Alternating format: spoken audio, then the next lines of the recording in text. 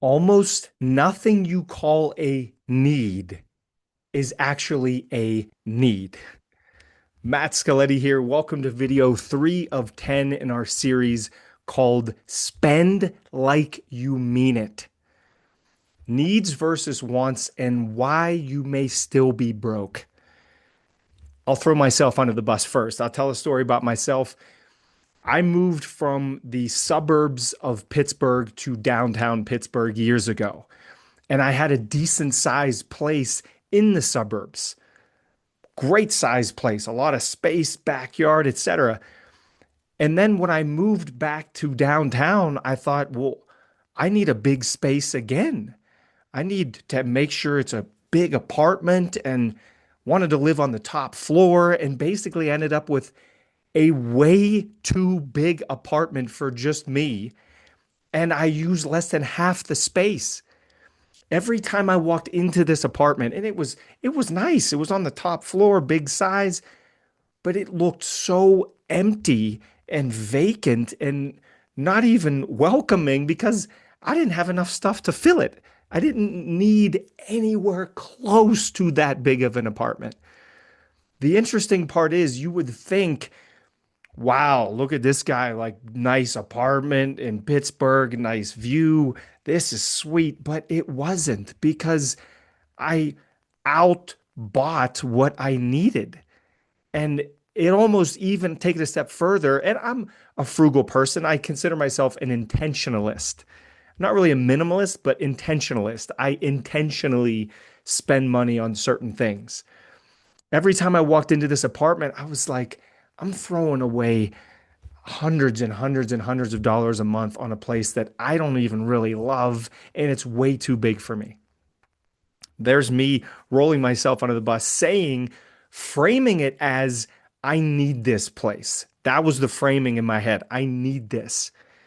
The reality was not even close to that. Of course, I needed a place to sleep, to lay my head on a pillow, but it didn't have to be the top floor, nice apartment. It could have been less than half that size, and I probably would have even been a lot happier, which eventually I did downsize and was a lot happier down the road. Another favorite story of mine for this, as I transition off myself, and I just can't take, my ego can't take any more of beating myself up. Another favorite story of mine is talking to this woman, Marie, years ago about her financial health and the financial health of her family. She said things like, things just always keep coming up. Have you ever said that? I'm trying to save, our family's trying to save, but things just keep coming up. Things just happen, right? She said, first, we needed 2 cars because ours were both struggling. And I said, wait, Marie, stop. Stop there. Stop there. Let's stop at needing the 2 new cars. Let's stop. All right. I thought, okay, this is a good spot to pause here. I asked her how much the cars were. And remember, this is a need, quote unquote need. Just like me with the big apartment, new cars is a quote unquote need. She said they now owe over $100,000 between the 2 cars. They put some money down on them. They owed another 100,000. But the interesting part is how she framed it. It's the same way I framed the apartment. She framed it as a need. Did her and her husband need two $65,000 cars apiece? Of course not. But the framing is, yeah, but Matt, they needed to be reliable cars and we needed to make sure we could get from A to B and we needed to make sure they didn't break down every few months. I think you can get a car for less than $65,000 that doesn't break down. Pretty sure you can, Marie. What did she actually need? Like, if the value was a safe, reliable car, and we use that framing, what does she need? A used car that's $10,000, $15,000 probably would have worked. They could pay cash, and now they don't owe $100,000 plus on these 2 vehicles where we know this new car loses how much value the second You drive it off the lot. 10, 15, 20%, bam, gone that second. What do we actually need? Think about that. Like that's an interesting question. What do you actually need to live, to survive? Food, water, shelter, clothing, a mode of transportation. Our needs as human beings are not, there's not a ton of them. Like it's not massively, there's a book called, here it is. I'm going to snag it real quick. If you've ever heard of this book, it's called Walden or Life in the Woods by Henry David Thoreau. And in the book, he basically goes out, I think it's for 2 years, and gets this cabin out in the middle of nowhere and is just trying to figure out, what do I need? What are my needs? And what he figured out is it's not a whole lot. And I know what you may be thinking. You may be thinking, Matt, I understand there's more to life than just needs, right? Like we want wants, we want to enjoy life, we want to go on trips, we want to get a decent car. I fully agree with you. 100%. I want you to live the best life ever, as do I. I'm just trying to help you get out of the hamster wheel of using the verbiage that will keep you broke forever. The verbiage that'll keep you broke forever is, I need a $65,000 car.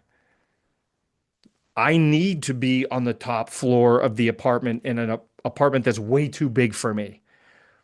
I need a 5-bedroom house for my spouse and one child. I need, if we need way more than we can afford, that's framing will keep you broke forever. And I don't want anyone to do that. The shift that I'm hoping to make in this video is that honesty is greater than the justification. Be honest. And we'll tie it all together. Video 1 and 2 were about spending and tracking your spending. Take a look at the spending. Don't judge it in video 1. Just look at the previous 30 days. Track the spending. Then we looked at video 2 was real time. Write down what you're spending money on. So you take a look at the spending. What purchases did you frame as, we need this, but you really didn't? If you look back and you do those exercises and you look back at your bank statement and you go, let's look at what we actually needed and let's look at what we didn't. Or maybe you did need something, but you could have got a less expensive version that would have worked great. I've heard people say, Matt, like we just needed a vacation, so they book a $12,000 cruise, right? Maybe you did need a vacation. Maybe you have the funds to do a $12,000 cruise, then go for it. But if you're using the framing of we need that, and you're not in a position where you have the money to shell out 12,000, then it may actually end up making you feel worse when you get back, because now you have a massive bill you have to pay for.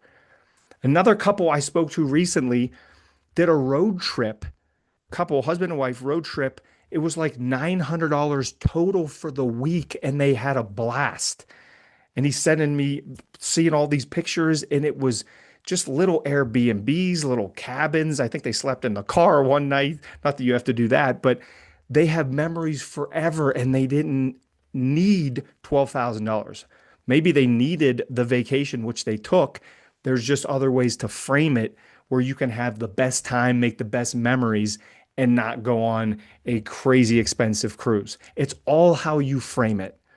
That's the punchline of the whole video. How are you framing the needs? So the action is this. Let's rename the categories. Instead of needs and wants, let's reframe it as required versus chosen. What is required versus what is chosen? Let's use that reframe. And then if the action on top of that is to go back through, as we did in videos 1 and 2, see where your spending is and seeing what the needs and wants are and being honest with yourself. Like I had to do and look in the mirror with my apartment that was way too big and way too expensive and downsize that thing, which made me feel 10 times better every day walking into my apartment. I hope this adds some value to you. We're in video 3 of 10. I am so excited to keep this thing going. We are in the Spend Like You Mean It 10 video series, and we're talking about identity exposure in the next video. Stick around. Make sure to like and subscribe to the channel. It helps us out a lot. Please comment below what's helping you out the most so we can keep creating the best content for you moving forward. Challenges build champions.